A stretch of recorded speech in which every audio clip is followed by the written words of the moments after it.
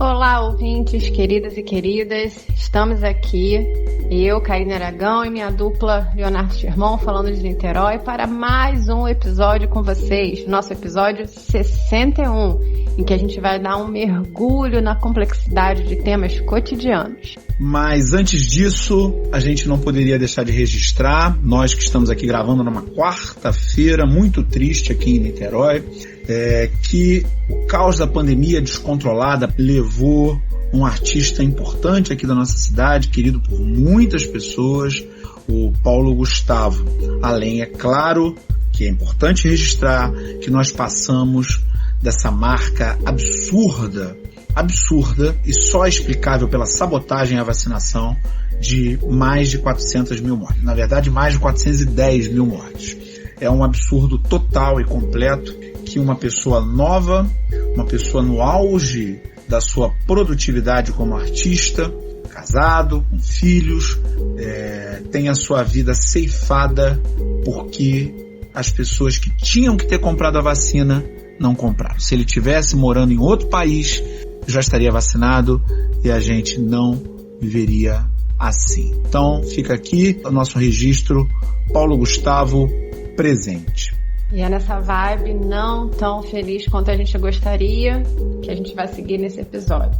O nosso episódio reflete hoje sobre a velhice.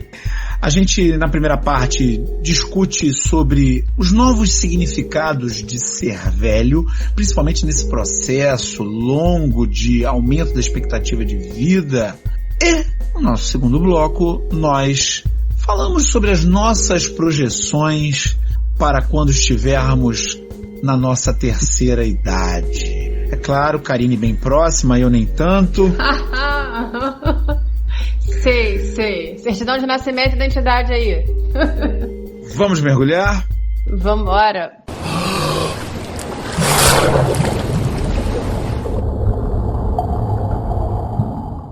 Idade virou uma questão importante, sobretudo em tempos de pandemia, em que nós temos aí esse vírus terrível que preferencialmente gera doença mais grave em pessoas mais idosas. Exatamente por isso as pessoas foram vacinadas primeiro, foram em outros países, né? Aqui no Brasil, com a nossa vacinação a passos de caga do manco, A melhor metáfora. A gente tem uma parcela já de idosos vacinada, mas está muito longe de uma cobertura vacinal minimamente adequada a essa altura. É interessante notar que isso acontece num momento em que a questão dos significados da velhice tem mudado. Há inclusive um projeto em curso no Congresso Nacional que destina-se a mudar o símbolo que demonstra pessoas de idade avançada. O símbolo que está valendo agora é aquele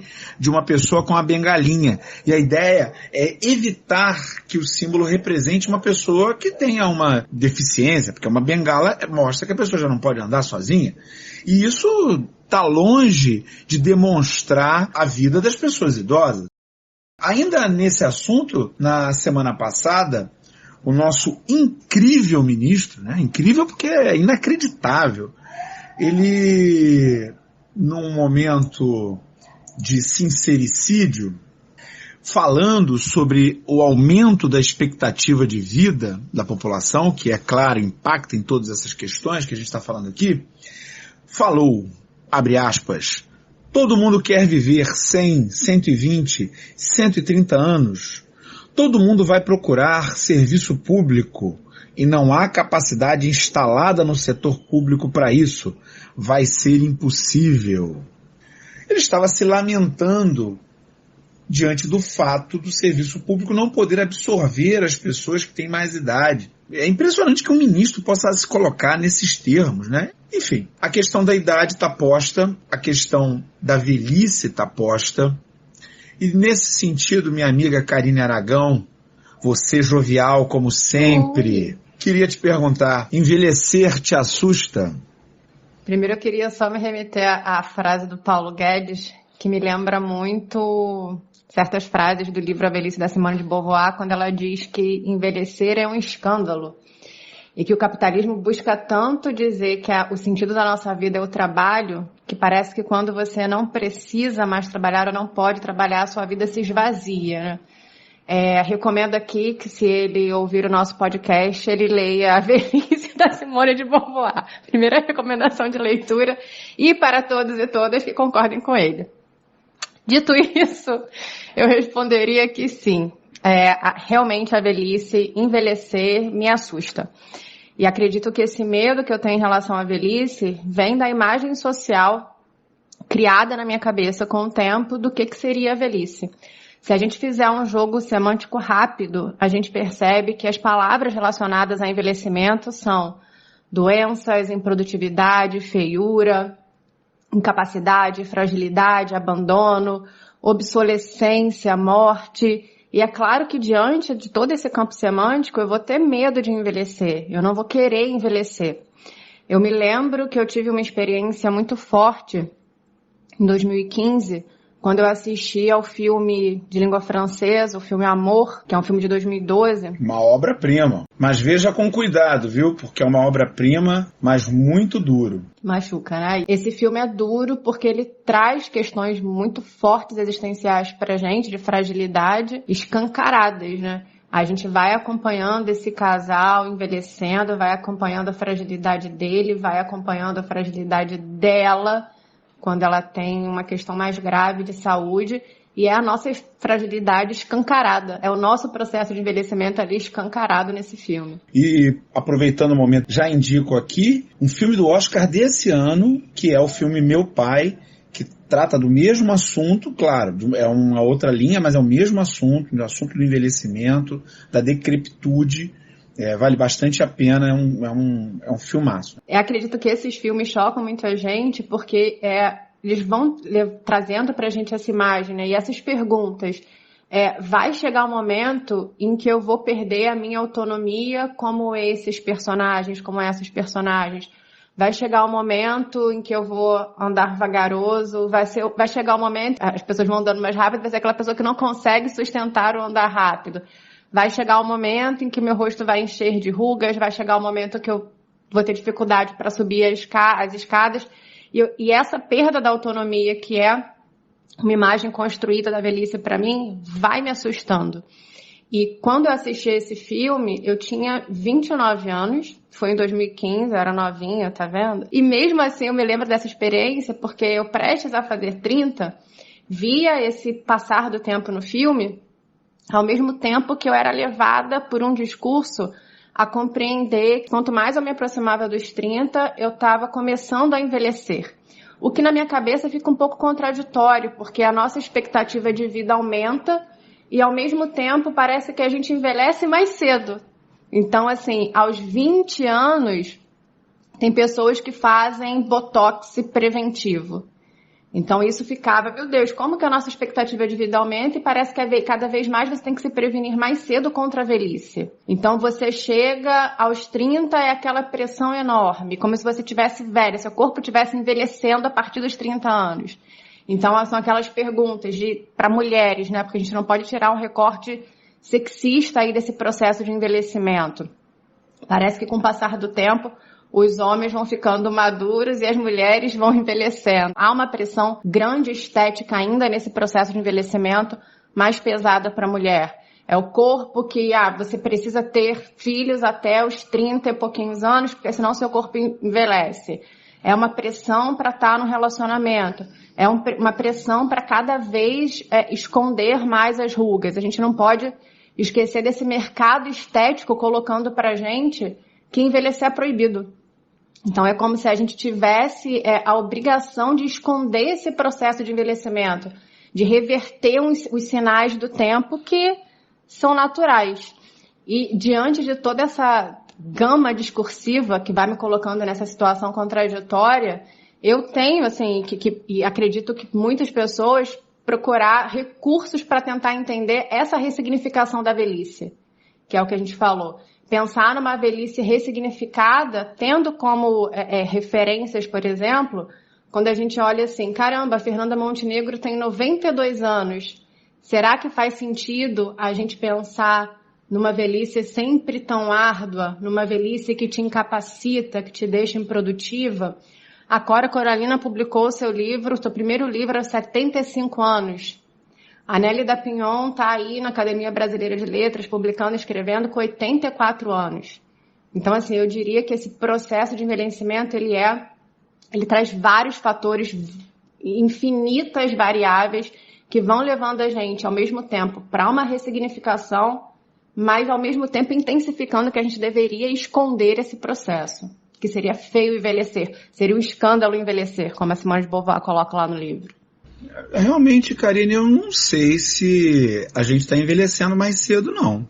Na verdade, a gente está envelhecendo mais tarde. Apesar de haver essa pressão do ser sempre jovem, a pressão que leva algumas pessoas a envenenar os músculos do seu rosto. Tem gente que tem uma testa que parece uma TV LCD, tela plana, né? Não tem uma ruga. Tem uma expressão. Ok, eu entendo. É a opção de cada um, né? Antigamente se dizia que de graça até injeção na testa. As pessoas hoje pagam para tomar injeção na testa. Ver como é que as coisas mudaram. Mas realmente não percebo essa visão de que envelhecer se tornou um processo que acontece mais cedo. Pelo contrário. Até porque é importante a gente definir do que a gente está falando. O que é ser velho? Para começar, essa palavra, que é uma palavra carregada de uma carga semântica negativa, tanto é que tentam encontrar caminhos para dizer o que é, né? Melhor idade. Os eufemismos. Essas tentativas. Mas o que é ser velho? Quando a gente pode dizer que aquela pessoa está naquela que eu acho a melhor forma de tratar, que é a terceira idade. Terceira idade no sentido de que nós temos pelo menos 3 idades. Eu diria 4, na verdade. Mas a gente tem pelo menos 3 idades. Né? Tem a idade de formação e desenvolvimento, tem uma idade produtiva e tem o período pós-idade produtiva. Esse ponto da terceira idade é aquilo que a gente pode chamar de velhice. É claro que, como a expectativa de vida cresceu muito, né, se a gente pensar que até 1850, ali, período da Segunda Revolução Industrial, início da Segunda Revolução Industrial na Europa, a expectativa de vida no mundo inteiro chegava mal a 40 anos. Claro, a expectativa era 40, até porque havia muita mortalidade infantil, né? A maioria morria já na primeira infância. Mas quando a gente olha, por exemplo, a foto de uma pessoa ilustre daquela época, uma pessoa importante, as fotos de Dom Pedro II, do final do seu reinado, quando ele foi deposto e exilado, você vai olhar Dom Pedro II com uma barbona gigantesca, mas Dom Pedro II morreu sem nem completar 70 anos. Então aquele velhinho, né, idade muito avançada, ele não tinha nem 70 anos. Mas claro, era uma pessoa do século XIX, né? Era uma outra forma de viver, uma outra forma de existir. Nesses últimos 160, 170 anos, vem principalmente, vamos dizer aí, 2 fatores básicos para o aumento da expectativa de vida. Saneamento básico. É claro que isso não chegou para todos no mundo, mas chegou para muita gente. Então, o saneamento básico é um elemento fundamental, água encanada, tratada e esgotamento sanitário. São 2 elementos fundamentais. Além disso, vacina. É a palavra do momento, né? Todo mundo esperando pelas agulhadas libertadoras. E é libertadora mesmo, porque a vacina foi o que diminuiu muito a mortalidade infantil e fez a expectativa de vida crescer. E aí, empurrou esse momento daquilo que a gente pode chamar de velhice, de terceira idade, para uma outra época. Hoje, alguém que tenha 70 anos pode muito bem ser uma pessoa produtiva, pode ainda estar na atividade produtiva, pode inclusive estar na atividade reprodutiva. No caso dos homens, mulheres é mais difícil, mas pode ainda estar na atividade reprodutiva. Esse parâmetro do que é ser velho mudou muito. Até porque quem entra nessa fase, mesmo quem está pós época produtiva, quem já saiu, já tem uma aposentadoria e coisa e tal, não está ainda nisso que a gente poderia chamar de uma quarta idade, que é a idade em que você já não pode cuidar de si próprio. você não tem condição de cuidar da sua própria casa, de preparar a sua própria comida, de cuidar dos seus horários, você já precisa de apoio. Seria uma quarta idade. Seria essa perda da autonomia, né? Da perda da autonomia. Existe aí uma velhice com autonomia. Inclusive, como a gente tem esse ataque constante às atividades do campo previdenciário, né?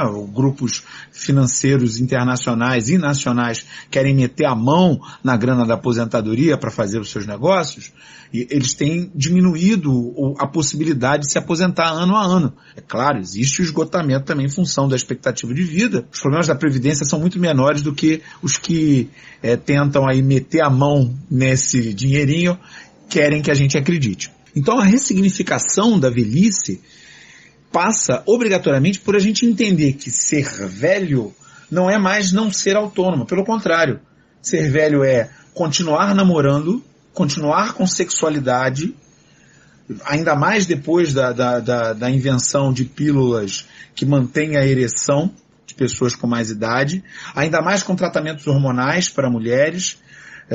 Enfim, a manutenção da sexualidade por mais tempo, e a sexualidade eu acho que é um elemento central nessa conversa toda, envolve a manutenção da capacidade de produção, de produção aí, você pode pensar produção acadêmica, um professor, uma professora dos seus 70 anos, às vezes está no auge da sua capacidade de produção, né, 70 e poucos anos. Ainda aqui no serviço público, a aposentadoria compulsória, o pessoal chama de expulsória, se dê aos 70 anos. Muitas pessoas dessa faixa etária são arrimo de família. Como a gente tem uma dificuldade muito grande de absorção por parte do mercado de trabalho das pessoas mais jovens, a gente que não consegue emprego. E muitas vezes na família a única renda que existe é a renda do aposentado, da aposentada, né, que mantém um grupo muito grande a partir dos seus pagamentos. Então, realmente, a gente tem um novo momento. E o que eu acho ambíguo nesse processo é justamente porque a gente tem a possibilidade de ressignificar a velhice e, ao mesmo tempo, a gente caminha no movimento de também escondê-la, que é essa ambiguidade. Então, a gente começa a se prevenir dessa velhice mais cedo, embora a gente tenha uma possibilidade, pelo avanço da ciência e por fatores múltiplos de possibilidade de vivência, como saneamento, de ter uma velhice dentro das nossas possibilidades melhor. E nós aqui envelhecemos. E agora é a hora da gente sempre se questionar. E agora, José? Considerando que há muitas maneiras de ter idade, e essas maneiras envolvem recortes sociais, de gênero, eu queria saber de você, Karine. Como é que você se projeta? Como é que será a Karine dessa terceira idade? A Karine pós-idade produtiva? A Karine dos 70, dos 80 anos? Como é que você projeta você lá na frente? Vou me jogar lá em 2066, quando eu tiver 80 anos. Não acreditem, ouvintes, que eu fiz essa conta agora. Claro que não, já está aqui para eu saber que em 2066 eu terei 80 anos. Fiz letras e não fiz matemática por motivos óbvios de dificuldades numéricas. A primeira imagem que veio à minha cabeça é de uma escritora que eu adoro, a Marina Colasanti, que tem os seus 84 anos. E tá lá escrevendo, dando palestras, foi a várias palestras da UERJ em 2019, quando seu livro foi a base da prova, faz vídeos no Instagram, faz várias coisas maravilhosas e tá lá super produzindo. Então eu me projeto meio Marina Colasanti nessa área, assim, quero chegar aos meus 80 e poucos anos ainda mais envolta pela literatura do que eu sou hoje. Quero chegar aos meus 84 anos, como ela, talvez sendo entrevistada no Roda Viva ou em qualquer outro programa, assim, sabe? Ficar ali no meio recebendo perguntas sobre literatura maravilhosa, super cult, como eu gosto bastante. E que me projeto muito ainda tendo possibilidade de estar em sala de aula. Eu acho que a sala de aula talvez eu vou precisar dessa aposentadoria expulsória, porque se me deixar eu fico eternamente ali na sala de aula. Então, assim, esse é um movimento profissional e de vida. Mas tem outros fatores, como a gente estava colocando, que são importantes. E é interessante que muitos desses a gente precisa pensar agora. Não dá para, se eu quero chegar de uma tal maneira aos 80 e poucos anos, eu preciso começar um trabalho que seja agora. E trabalho no sentido de movimento, não só no aspecto laboral. Então, por exemplo, se eu quero ter uma velhice saudável, se eu quero tentar manter a minha autonomia por um certo tempo maior, lembrando que isso são planos que podem ser modificados pela vida, porque a gente tem muito pouco da vida que controla, né? Mas tentando o que eu controlo seria nesse viés. Manter a minha autonomia, manter uma saúde, e eu vou precisar de uma alimentação saudável que comece desde agora, práticas de exercícios, ter hábitos saudáveis, uma série de movimentações. Em relação ao financeiro, que é uma coisa que eu também penso muito no futuro, eu vejo hoje que talvez eu precise, né, o Brasil me empurra para a necessidade de uma aposentadoria privada. Então, assim, isso é uma coisa que a gente precisa começar a refletir. A gente tem que se preocupar com isso, a gente tem que se preocupar com a reforma da Previdência, a gente precisa se preocupar com o que estão fazendo com a nossa aposentadoria, com o nosso INSS, com tudo que a gente paga, com que, enfim, está relacionado a questões públicas e estatais. Então, eu vejo com lamento que talvez eu precise fazer uma aposentadoria privada para ter uma velhice mais calma. E psicologicamente, eu diria, que é um outro fator que eu acredito que seja importante, eu acho que eu não vou conseguir abandonar a minha terapia. Eu não vejo a Karine de 60, 70 e poucos anos, 80, abandonando a terapia, porque tem um fator que eu acho que vai ser importante para mim, que é conseguir lidar com o envelhecimento físico e estético. Eu falei aqui na primeira parte sobre um recorte sexista, e que eu realmente acredito que haja um recorte sexista quando a gente fala de mulheres. Por isso o movimento super recente de deixar os cabelos brancos, dos cabelos brancos serem algo que deixam os homens bonitos, como falam, e as mulheres envelhecidas. E isso tudo eu, como pessoa que vive na sociedade, reporto para mim. Então eu acredito que o processo de envelhecimento físico vai me deixar abalada de alguma forma. Então eu já penso assim, Karine terapia, quando fizer 40, 50, 60, ad eterno, porque vai ser um movimento que realmente vai pedir um certo equilíbrio que sinto muito minha terapeuta da época que lute para resolver. Eu fiquei ouvindo você e eu fiquei pensando no que eu queria para quando eu tivesse essa idade. Eu ouvi uma vez de um senhor que falava, ficar velho é ter sorte. É real isso, né? Pensa, a gente tá aí, um cenário caótico, uma pandemia descontrolada, com sabotagem à vacinação, você tem que ter sorte para sair disso. Claro, vai se proteger, vai tentar ao máximo se cuidar, mas a primeira coisa que eu queria ter era sorte de ficar vivo até lá, de conseguir chegar lá. E me tocou também você falando da questão psicológica. Eu penso que a idade, ela traz consigo alguns benefícios, você passa a ter mais experiência, pode usar bem essa experiência e transformar isso em sabedoria. Claro que nem sempre, não vou citar nomes, mas tem gente aí na casa dos 65 anos que é uma besta quadrada, um imbecil. Não é obrigatório ter sabedoria com a idade, mas a gente pode sim fazer esse movimento de ter sabedoria. E o elemento de sabedoria que eu imagino ser o mais duro de aprender é o de perder. Na medida em que a gente aquilo que a gente é, a partir também da relação com o que as outras pessoas pensam que a gente é, e essas outras pessoas elas vão embora, não adianta a gente se enganar quanto a isso. Assim como a gente, numa determinada idade, lá pelos 15 anos, para quem tem uma vida de classe média e tal, começa a ser chamado para a festa de 15 anos, e depois as festas de casamento, né, quando você está um pouco mais velho, depois as festas dos filhos dos amigos. Chega um momento da vida em que você passa uma boa parte do seu ano sendo chamado para enterro das pessoas que você conviveu, dos seus amigos, dos seus parentes. Isso passa a ser uma coisa que faz parte da sua vida de uma maneira muito frequente. É um fenômeno duríssimo. Eu me lembro daquele filme, um filme dos anos 80, Highlander, com Christopher Lambert. Hoje a gente tá só filme, hein? E esse filme era a história de pessoas que tinham a vida eterna. Tinha uma história toda rocambolesca lá, dos conflitos entre eles. Tinha um em especial, uma dessas pessoas que tinham, vamos dizer assim, a dádiva da vida eterna, que se questionava o tempo todo, pois ele se apaixonava por uma moça que não era como ele. Então, é complicado lidar com essa saudade de quem se foi. E não só de quem se foi, mas do que se foi. Na estreiteza dos meus 47 anos, eu já tenho na minha memória lugares que não existem mais. O Maracanã, por exemplo. Aí você vai lá, o Maracanã tá lá. Tá até lá, mas não é o Maracanã que eu fui criado lá dentro. Não é aquilo. Aquilo que tá lá é outra coisa.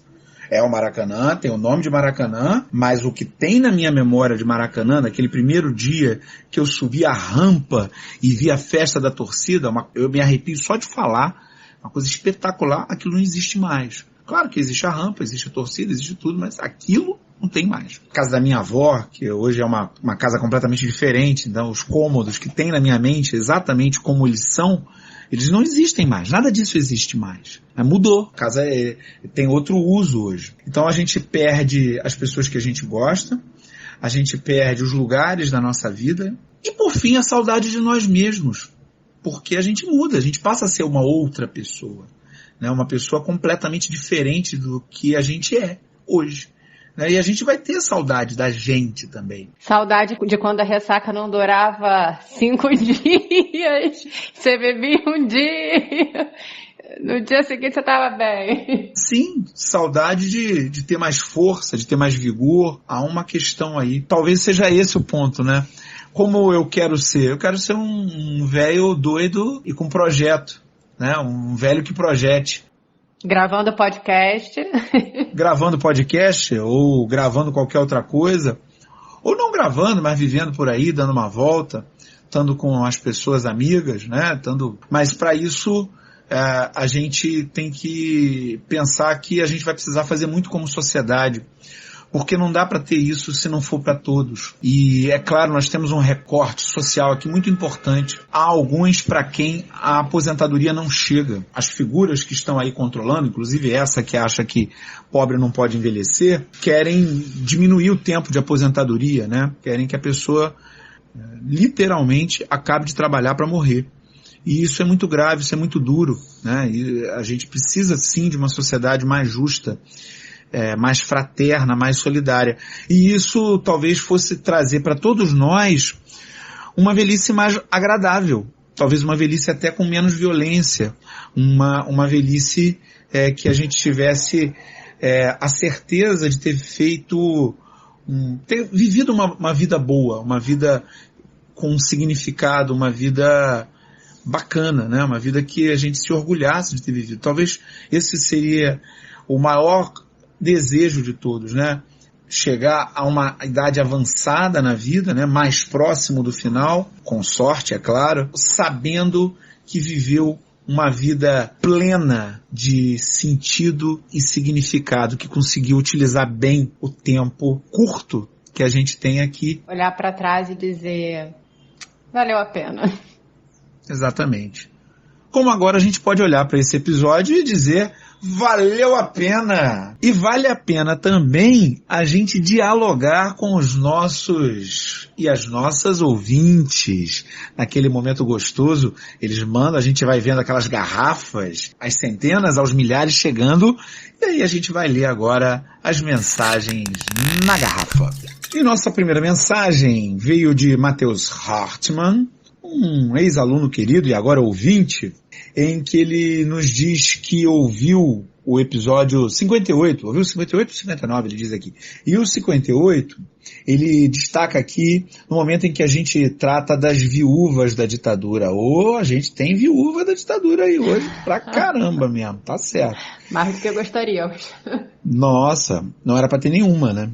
Mas ele diz aqui que essas viúvas da ditadura de vez em quando soltam que naquela época era tranquilo, ninguém reclamava, e ele, por conta disso, lembrou de uma música do Rapa, aquela música que diz que a alma está armada e apontada para a cara do sossego, pois paz sem voz não é paz, é medo.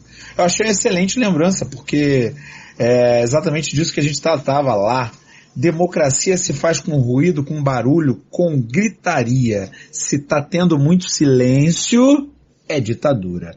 Muito obrigado, a mensagem. Grande abraço. A gente queria agradecer também a Livraria São Francisco, que divulgou o nosso podcast, nosso episódio 60, em que a gente convidou o professor Márcio Coelho dos Reis para falar sobre o seu livro Forças Armadas, Defesa e Segurança no Brasil Contemporâneo. Muito obrigada pela indicação. E já que estamos aí nesse caminho desses 2 episódios, em que a gente falou muito do militarismo, uma boa notícia! Boa notícia! Na terça-feira passada, dia 4, a Câmara dos Deputados aprovou a revogação da Lei de Segurança Nacional, que o professor Márcio tratou bastante no nosso episódio 60, em que nós discutimos o livro dele, Forças Armadas, Defesa e Segurança no Brasil Contemporâneo. É claro que o projeto ainda vai para o Senado, mas é muito importante esse projeto porque ele retira uma parte do entulho autoritário que classificava ações de crítica ao governo como ações de inimigos internos. Então é um bom momento. Vai, Brasil! Já é uma boa notícia no meio do caos. E é assim que a gente vai terminando esse episódio com vocês, ouvintes. Muito, muito obrigada por acompanharem a gente, principalmente nesses episódios em que a gente acaba de ficar idoso, 60 e 61. Um beijo e até semana que vem. Valeu, pessoal. Cuidem-se, pois a taxa de transmissão continua alta. É difícil a gente passar por tanto tempo assim, dentro de casa, em quarentena, mas é necessário manter os cuidados, sobretudo aquela tríade que você já sabe muito bem. Máscaras, distanciamento de quem não mora com você e cuidar de ficar sempre em ambientes muito arejados, muito ventilados. É disso que se faz a nossa proteção enquanto a vacina não vem. Quem sabe ela não estará aí logo, logo, abrilhantando os nossos braços com uma gostosa picadela. Enquanto isso, grande abraço e até semana que vem.